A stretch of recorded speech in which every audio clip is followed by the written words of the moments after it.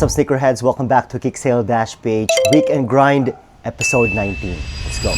In this episode, ipapakita ko sa inyo, sneakerheads, kung ano yung behind the scenes before we endorse these two ordered pairs kay Lalamove Rider.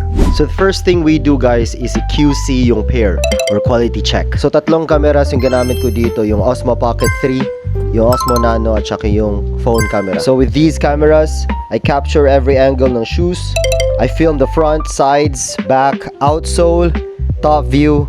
Then I zoom in on the important details like yung stitching, yung logo, materials, and overall condition. Kasi yung goal ko dito, sneakerheads, is ipapakita ko sa inyo kung ano yung in-order nyo. This is exactly what you're getting. So after pag-video, guys, magbubook na tayo for delivery via Lalamove app.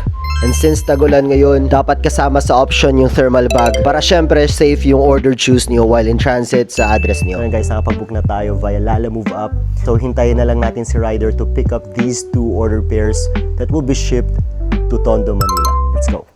Kapag andito na si Lalamove Rider, pinipicturean din natin yung actual pair and we will send this to the buyer. And of course, sinesend din namin yung link or tracker ni Lalamove Rider para updated si buyer every minute. So this is the process behind every order. So literal na from our hands, from Kicksale-PH to yours. So if you enjoyed this episode, don't forget to like and follow our page at Kicksale-PH. Love the hustle, everyone. Cheers!